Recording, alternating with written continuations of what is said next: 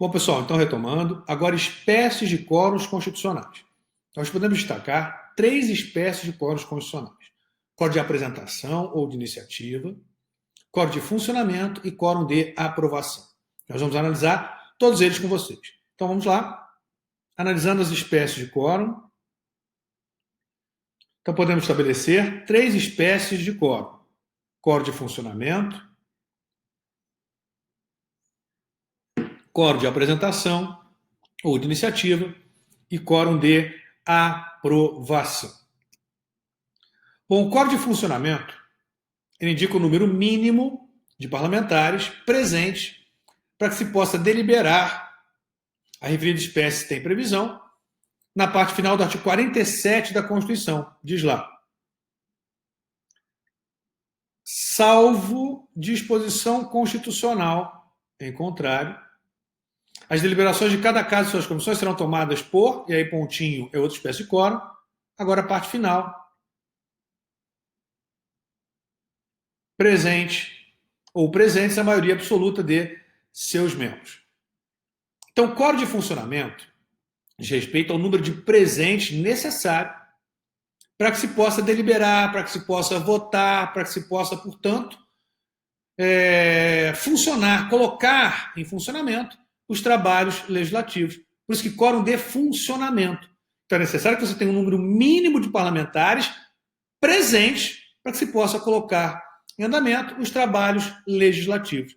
Então, quórum de funcionamento diz respeito àquele número, guarde a palavra, de presentes de parlamentares presentes para que se possa funcionar, para que se possa colocar em andamento os trabalhos legislativos. E o Código de Funcionamento, como eu disse para vocês, vem previsto no artigo 47, parte final. O 47 traz duas espécies de quórum, tá?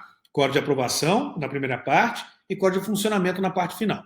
Por enquanto, importa para nós a parte final, o quórum de funcionamento. Diz lá: salvo disposição constitucional em contrário, as deliberações de cada casa e de suas comissões serão tomadas por maioria de votos. Essa primeira parte de aprovação a gente vai voltar a ela.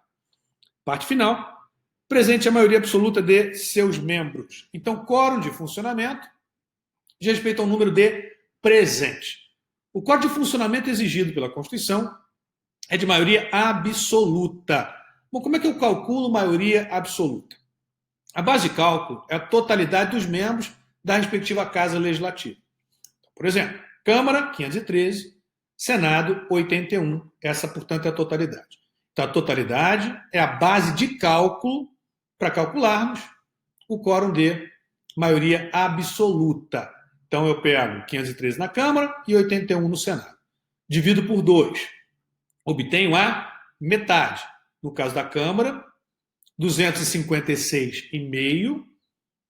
No caso do Senado, 40,5. Então, 40,5 no Senado é metade, 256,5 é metade. Eu não quero a metade, eu quero a maioria absoluta. Mesmo porque eu não posso ter um parlamentar pela metade. Então, o Código de Funcionamento, maioria absoluta, será o primeiro número inteiro após a metade.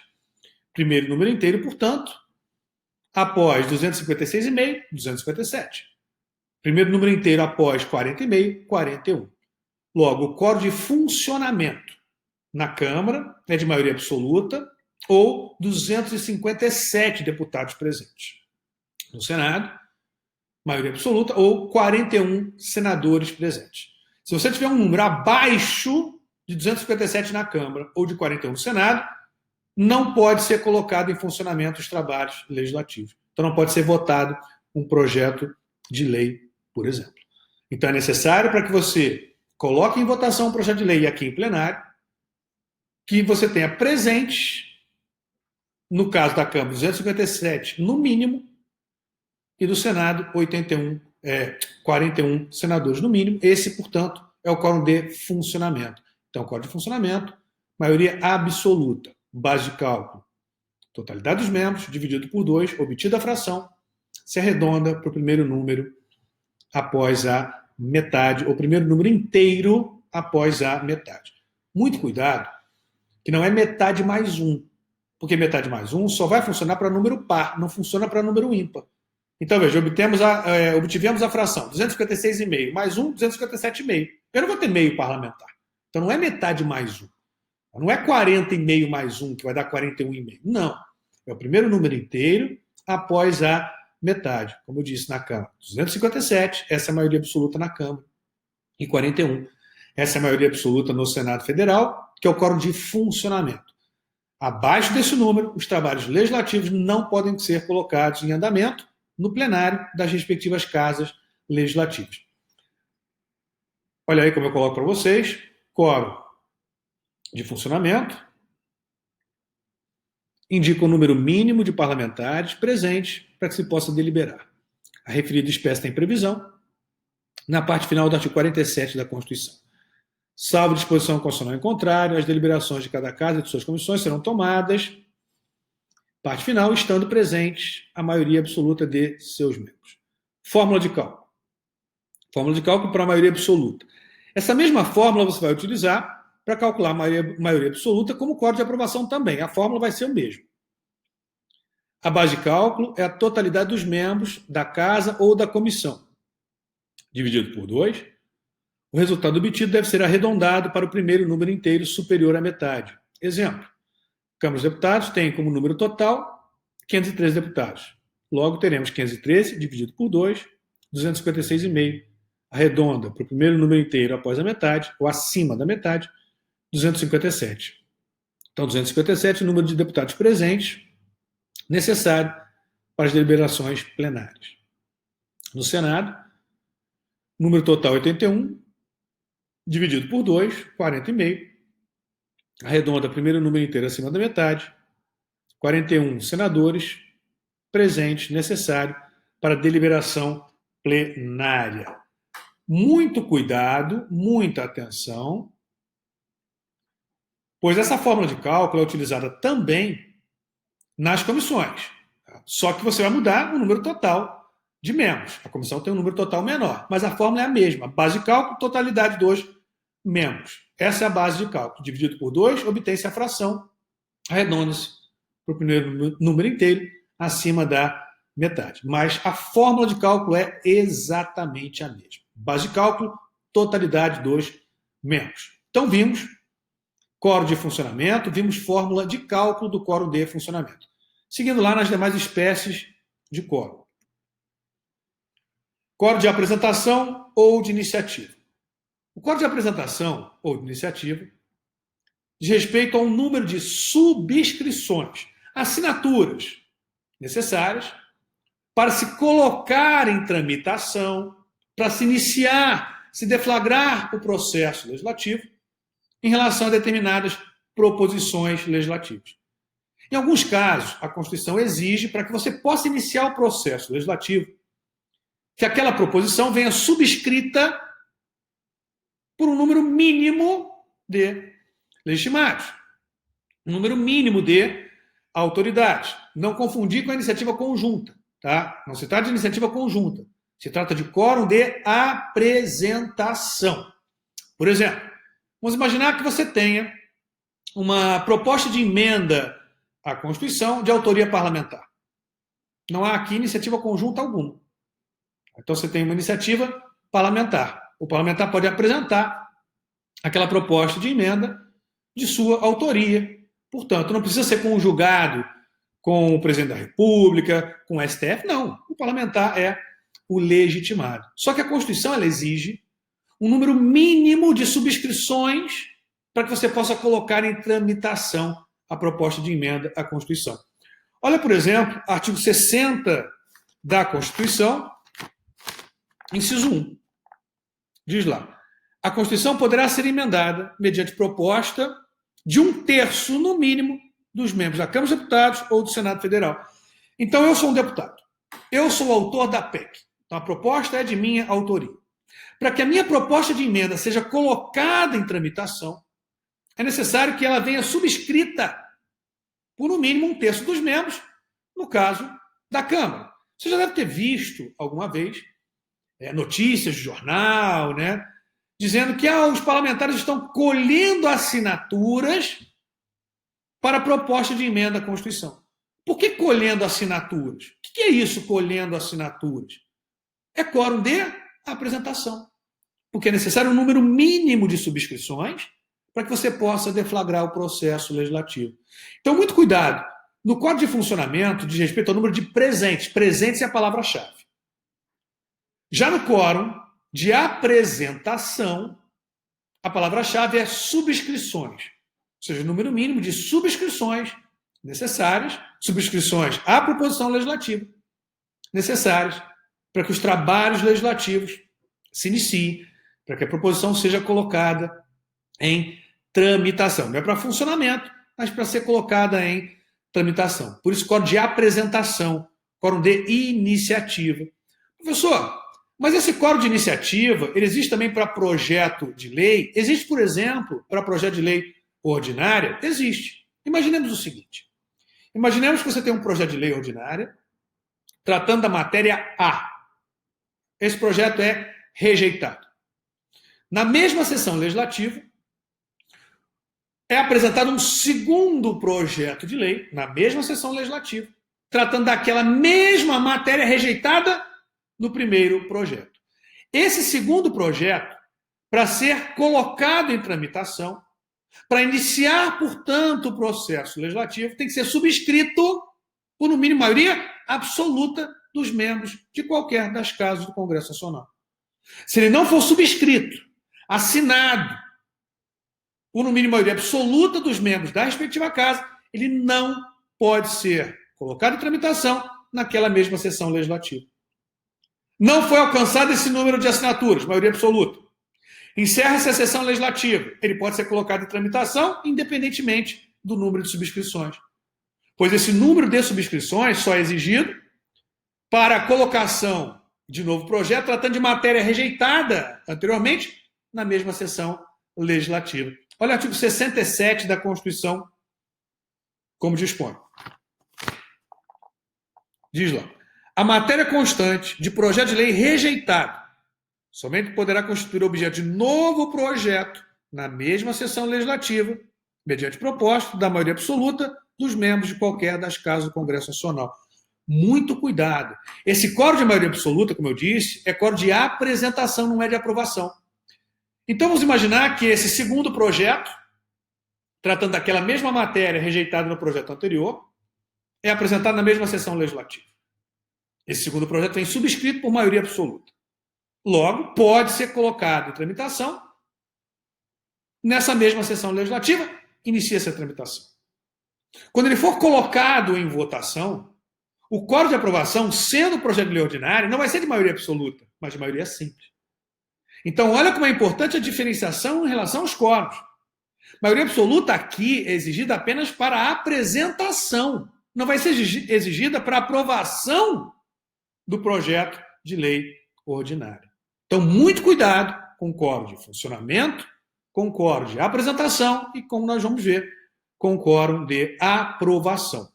A Constituição, em diversos dispositivos, ela trata, muitas vezes, de mais de uma espécie de quórum. No 47, por exemplo, a gente vai voltar a ele, não vai até lá agora, você tem quórum de funcionamento e tem quórum de aprovação. Nós vamos ver ainda no 155 da Constituição, parágrafo 2º, inciso 5, a linha A e B, também duas espécies de quórum.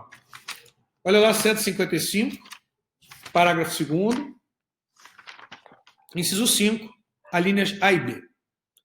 Diz lá, inciso 5, é facultado ao Senado Federal, a linha A, estabelecer alíquotas mínimas nas operações internas mediante resolução de iniciativa de 1/3. Então, grifa, iniciativa de 1/3. Esse 1/3 é quórum de apresentação. Olha agora a parte final. E aprovado por maioria absoluta. Maioria absoluta é quórum de aprovação. Nós temos dois quórums aí. Na primeira parte, quórum de apresentação de iniciativa. Na segunda parte, quórum de aprovação. Olha lá a linha B. É facultado ao Senado Federal estabelecer alíquotas mínimas nas operações internas, mediante resolução de iniciativa de 1/3, ou desculpa, eu falei a linha A novamente, a linha B. É facultado ao Senado Federal fixar alíquotas máximas nas operações para resolver conflito específico que envolva interesse de Estado, mediante resolução de iniciativa da maioria absoluta. Veja que na linha A, o quórum de apresentação é de 1/3. Na linha B, o quórum de apresentação é de maioria absoluta. E segue lá. E aprovada por 2/3. 2/3 é quórum de aprovação. Então é importante que você saiba identificar as espécies de quórums constitucionais. Pois se não for respeitada, por exemplo, o quórum de iniciativa ou de apresentação, você tem uma inconstitucionalidade formal, um vício formal subjetivo, porque você não tem o quórum necessário para iniciar os trabalhos legislativos. Então, muita atenção em relação às espécies de quórums constitucionais. Vamos retomar. Então, quórum de apresentação ou de iniciativa indica o número de subscrições, assinaturas necessário para se deflagrar o processo legislativo em relação a determinadas espécies de atos legislativos. Exemplos. Primeiro exemplo, maioria absoluta. Matéria de projeto de lei rejeitado somente poderá ser objeto de novo projeto de lei na mesma sessão legislativa, se o novo projeto for subscrito por maioria absoluta. Fórmula de cálculo, já vimos. Base de cálculo, totalidade dos membros, dividido por 2. Resultado obtido deve ser arredondado para o primeiro número inteiro após a metade. Mesma fórmula do quórum de funcionamento. Então, a maioria absoluta é de seus membros. Artigo 67 da Constituição. Na Câmara, 257, nesse caso, subscrições. Não é voto, hein? Cuidado. E no Senado, 41. Temos ainda a maioria absoluta como quórum de apresentação, como demonstrado. No 155, parágrafo 2º, inciso 5, a linha B, primeira parte. Maioria absoluta do Senado, então, 41.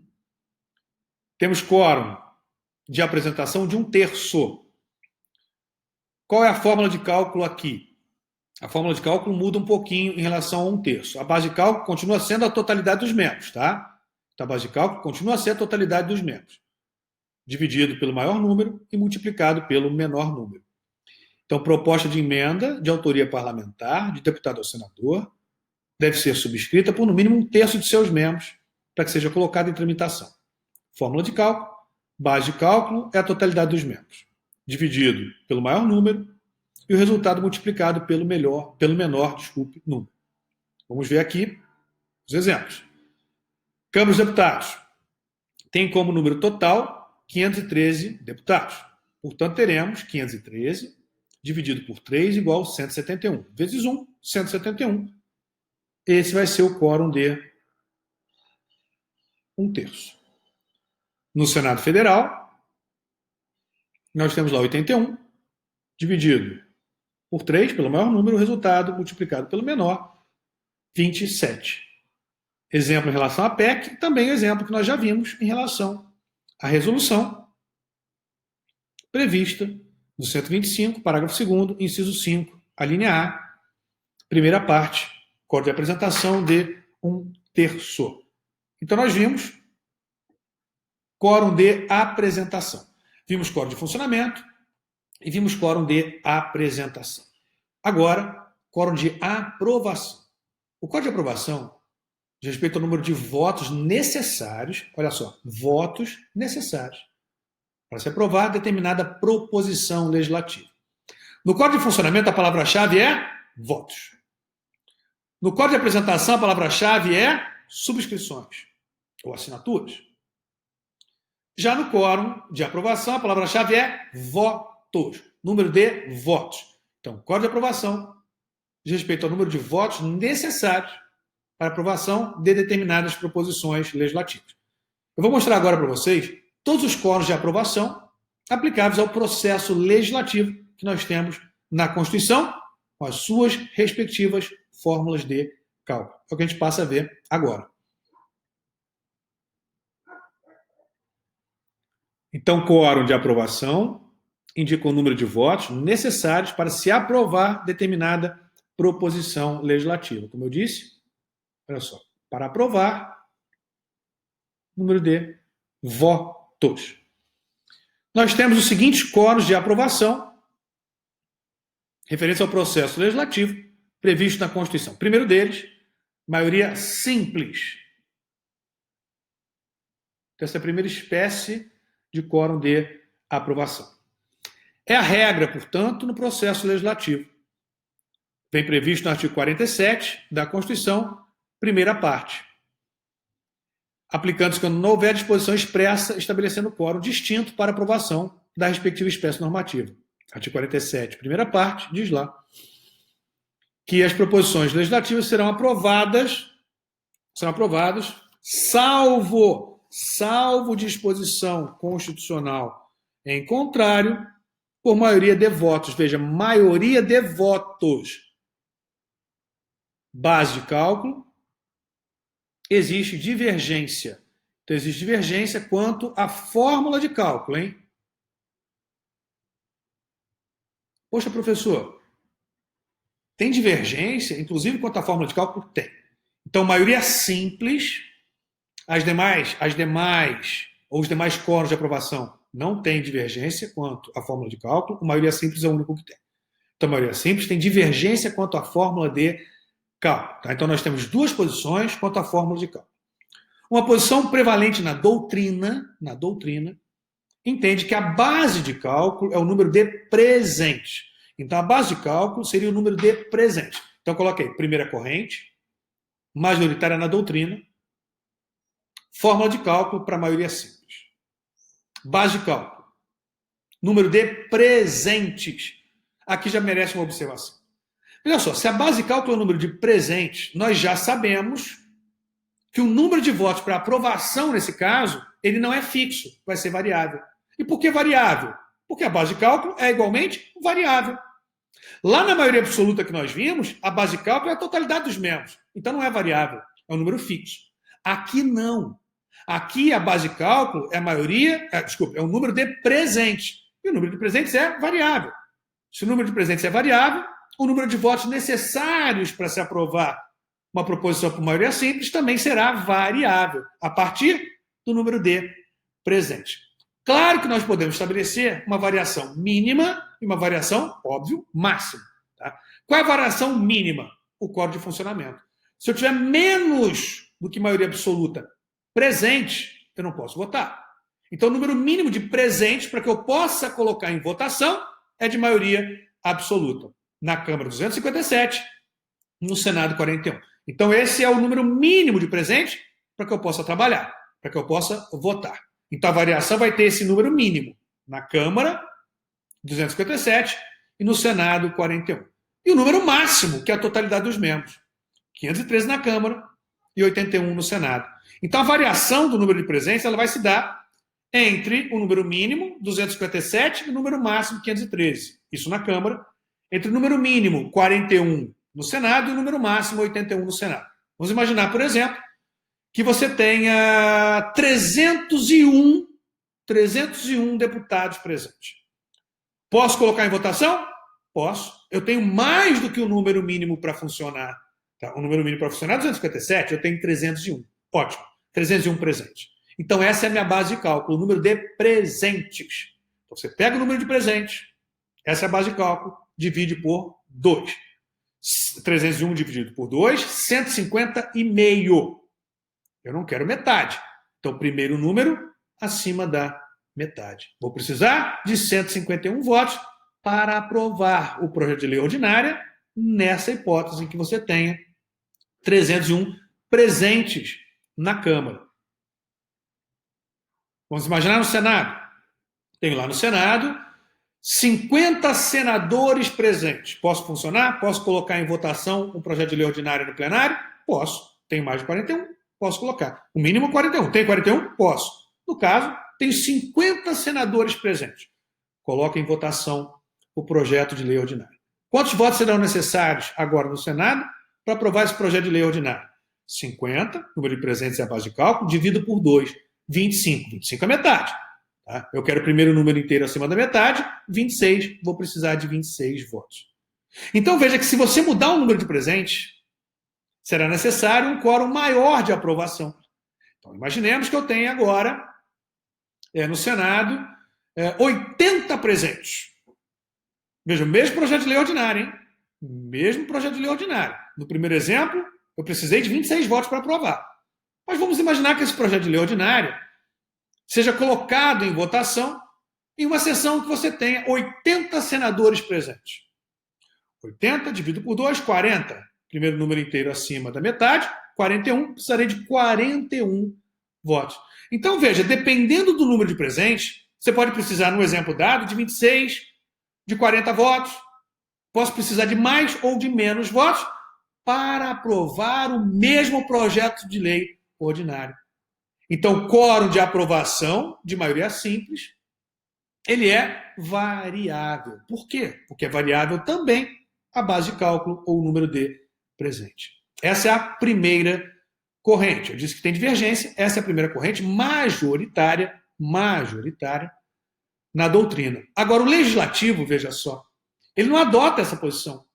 O regimento interno, inclusive, diz que serão computados os votos em branco, nulos, né, ou eventualmente abstenções, apenas para efeito de quórum de funcionamento, mas não para efeito de cálculo de quórum de aprovação. Logo, para essa posição minoritária, na doutrina, José Cretela Júnior e Gilmar Mendes, a base de cálculo será não o número de presentes, mas o número de votos válidos. Ô, professor, mas vai mudar muita coisa? Vai. Imaginemos o seguinte. Imaginemos que você tenha no Senado 41 senadores presentes. 41 presentes. Posso colocar em votação um projeto de lei ordinária? Posso. Tem um número mínimo para funcionar, que é de maioria absoluta. 41 senadores presentes. Ok. Coloco em votação. Desses 41 senadores, 37 senadores se abstêm ou votam em branco. Não vota sim, nem não. 3 votam sim e 1 vota não. Quantos votos válidos nós temos? 4. Então a base de cálculo agora será o número de votos válidos. Vou pegar 4, 3 sim e 1 não, divido por 2. Metade, 2. Primeiro número inteiro, acima da metade, 3. 3 votos para aprovação. Foi o que esse projeto obteve. 3 votos sim, considera-se, portanto, aprovado. Puxa, professor, mas que loucura isso, né? Por que você pode ter assim um quórum tão baixo? Para diferenciar a aprovação de um projeto de lei ordinário de um projeto de lei complementar. Porque a gente tem que partir, diz essa segunda corrente, do que é correto, do que é normal. O normal é que você tenha, em uma sessão de votação, todos os membros presentes, não é isso? Isso seria o normal. Tá? Então, vamos imaginar que eu tenha lá na Câmara presente 513 deputados e no Senado 81 senadores presentes. Todos estão cumprindo com as suas funções, todos estão presentes, portanto, naquela sessão de votação. Coloque em votação nesse dia, quando todos estão presentes, seja na Câmara ou no Senado, 2 projetos de lei. Um projeto de lei ordinária e um projeto de lei complementar. Lembrando aqui, antecipando, que o projeto de lei complementar tem como quórum de aprovação maioria absoluta e o de lei ordinária maioria simples. A minha pergunta agora é para você. Quantos votos serão necessários para se aprovar, respectivamente nesse dia, o projeto de lei complementar e o projeto de lei ordinária na Câmara e no Senado? Se for adotado, a primeira corrente, como eu disse, o projeto de lei ordinária terá como base de cálculo, para sua aprovação, o número de presentes, que é a totalidade. Então, eu pego a totalidade, 513 na Câmara, divido por 2, 256,5, arredondo, 257. No Senado, 40,5, arredondo, 41 votos. Então, se você tiver a totalidade dos membros presentes, você vai necessitar, para aprovar um projeto de lei ordinária na Câmara, 257 votos. E no Senado, 41 votos. E se você colocar em votação o projeto de lei complementar nesse mesmo dia, 257 votos na Câmara e 41 no Senado. Ou seja, não tem diferença ou não teria diferença quanto ao código de aprovação de um projeto de lei ordinária e de um projeto de lei complementar. Só haveria diferença se as casas legislativas não estiverem com a composição completa. Ou seja, só haveria diferença na situação indevida, porque a situação correta é que todos estejam presentes. Mas diz a segunda corrente, não é essa a intenção da Constituição. A intenção da Constituição, desculpe, é facilitar a aprovação ou tornar mais simples a aprovação de um projeto de lei ordinário em relação ao projeto de lei complementar. Tanto é assim que a aprovação de projeto de lei ordinária exige maioria simples. A Constituição fala maioria de votos. Veja que o artigo 47, na primeira parte, ele não fala maioria de votos dos presentes. Ele fala maioria de votos, vírgula, presentes a maioria absoluta de seus membros. São coisas distintas. O que ele está dizendo é, será aprovado por maioria de votos. Ok. Desde que estejam presentes, maioria absoluta, para trabalhar, para funcionar. Mas não está dizendo maioria de votos dos presentes, portanto, como deseja a primeira corrente. É o que diz Gilmar Mendes, José Cretela Júnior, é o que diz o próprio Congresso Nacional. Porque, do contrário, nas situações de normalidade, onde todos devem estar presentes, não haveria diferença prática de se aprovar um projeto de lei ordinária ou um projeto de lei complementar, como dito. E maioria de votos deve ser voto sim ou voto não. Abstenção não é voto, em branco igualmente, não é no sentido A nem no sentido B. Então só serão computados os votos sim e o voto não. O voto em branco e a abstenção só conta, conforme regimento das casas legislativas, para efeito de quórum de funcionamento, mas não para quórum de aprovação. Vamos ver.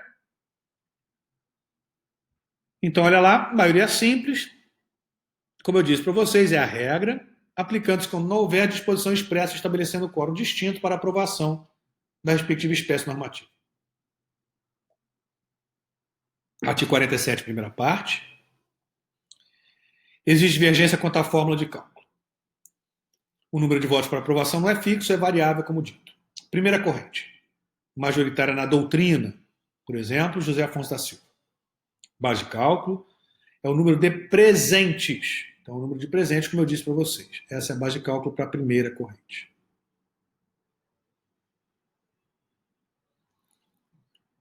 É variável entre o número mínimo para funcionamento, que é a maioria absoluta, e a totalidade dos membros, dividido por 2. O resultado será o primeiro número acima da metade. Exemplo. Projeto de lei ordinária em votação no plenário da Câmara dos Deputados com 309 deputados presentes. 309 dividido por 2, 154,5. Arredondo, 155 votos para aprovação. Um outro exemplo.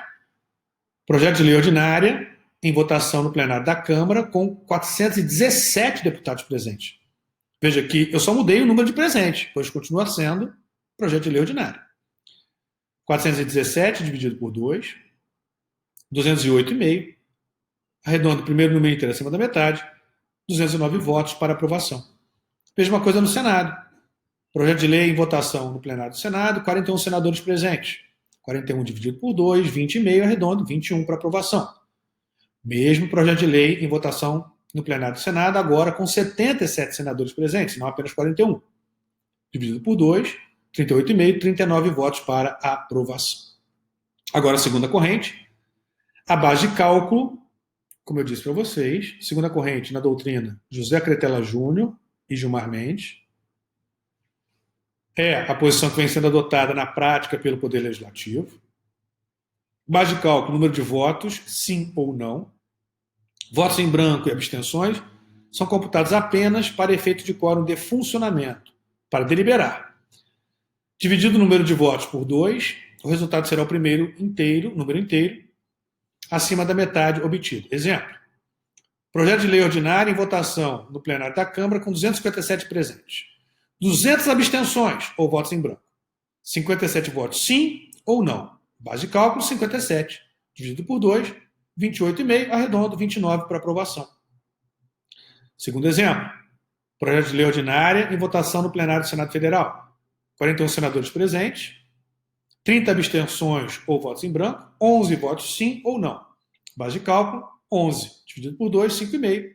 6 votos para aprovação. Então, nós vimos aí, código de aprovação de maioria simples, hein? Não acabamos ainda não, vamos ver os demais.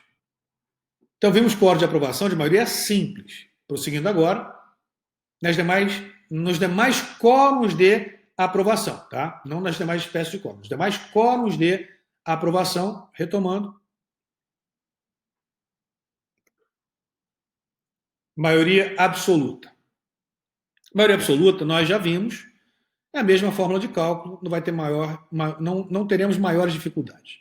Então, fórmula de cálculo, base de cálculo, totalidade dos membros da casa ou da comissão, dividido por 2. O resultado obtido deve ser arredondado para o primeiro número inteiro superior à metade. Na Câmara, 257 votos, no Senado, 41. Veja que o número de votos para aprovação é fixo, você já sabe de antemão. Se eu perguntar para vocês quantos votos são necessários para se aprovar um projeto de lei complementar na Câmara, 257. Quantos votos são necessários para se aprovar um projeto de lei complementar no Senado, 41. Veja, é fixo o número, não importa o número de presente. Agora, se eu perguntar quantos votos são necessários para se aprovar um projeto de lei ordinário, você vai dizer, não sei. Não sei. Porque depende do número de presente para a primeira corrente ou depende do número de votos válidos para a segunda corrente. Então, a maioria simples, a base de cálculo é variável. Todas as demais que a gente analisa agora, maioria absoluta, 3/5, 2/3, a base de cálculo é fixa, a totalidade dos membros. Então, o resultado também vai ser fixo, portanto. Exemplos de maioria absoluta.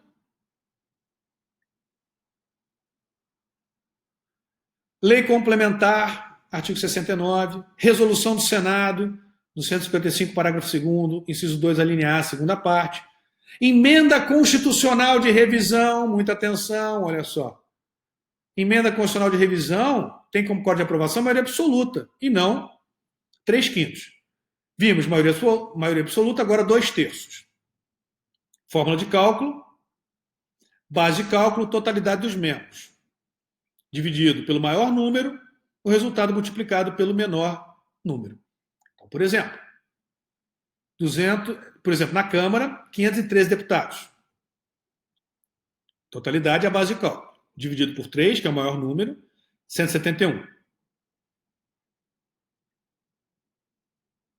Multiplicado por 2, 142 votos, quando se exigir aprovação por 2/3. No Senado, totalidade 81, divide por 3, 27, multiplica por 2, 54 votos, é o número necessário de votos, quando se exigir aprovação por 2/3. Exemplo. Resolução editada pelo Senado, com fundamento no artigo 155, parágrafo 2º, inciso 5, a linha B, segunda parte. Código de aprovação, 2/3, ou seja, 54 votos. Outro exemplo. Resolução editada pela Câmara quando autoriza a instauração de processo contra o presidente da República, com fundamento no artigo 51, inciso 1, código de aprovação, 2/3, 342 votos. Basta lembrar aqui, o código de aprovação é necessário para aprovação do processo de impeachment, de instauração do processo de impeachment contra o presidente da República. 2/3, 342 votos. Então, vimos maioria absoluta, maioria simples, maioria absoluta e agora 2/3. Quórum de 2/5. Esse quórum existe apenas em uma hipótese constitucional. Fórmula de cálculo é a mesma. Base de cálculo, totalidade dos membros. Dividido pelo maior número, no caso 5. O resultado multiplicado pelo menor número, no caso 2. O resultado da operação deve ser arredondado para o primeiro número inteiro superior à fração obtida. Congresso Nacional, total de membros, 594. 513 deputados e 81 senadores. Então, você vai pegar 594, dividido por 5, 118,8, multiplicado por 2, 237,6, arredonda. 2/5. No caso, 2/5 do Congresso Nacional, tá? Porque a única hipótese que existe, esses 2/5, é em relação ao Congresso Nacional. Então, 238 votos. Exemplo, a aprovação pelo Congresso Nacional de não renovação de concessão ou permissão para o serviço de radiodifusão sonora de sons e imagens, conforme o parágrafo 2º do artigo 223 da Constituição, que exige, como dito, o quórum de 2/5. Então, vimos 2/5. Agora, quórum de aprovação de 3/5 das emendas constitucionais, ou melhor, das propostas de emenda constitucional. Fórmula de cálculo, base de cálculo, totalidade dos membros, dividido pelo maior número, resultado multiplicado pelo menor número. Resultado da operação deve ser arredondado para o primeiro número inteiro superior à fração obtida. Aprovação de PEC, proposta de emenda à Constituição, conforme parágrafo 2º do artigo 60 da Constituição. Na Câmara, 308 votos. No Senado, 49 votos. Se o projeto de lei, por enquanto o projeto de lei ordinária, não for aprovado, não for atingido o quórum para aprovação, que é o código de maioria simples, arquiva-se o respectivo projeto. Lembrando, arquivado o projeto por ter sido rejeitado, a apreciação daquela mesma matéria a partir de novo projeto na mesma sessão legislativa vai depender do quórum de apresentação de maioria absoluta, como nós já vimos. Tá? Então, não aprovado, arquiva-se a proposição legislativa.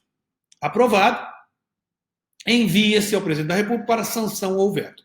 Então, aprovado pelas duas casas legislativas, você encerra a deliberação legislativa, ainda na segunda fase, na fase constitutiva, e remete ao Poder Executivo, remete ao presidente da República para sanção ou veto. Remete, portanto, à etapa de deliberação executiva, que integra também a segunda fase do processo legislativo, que é a fase constitutiva.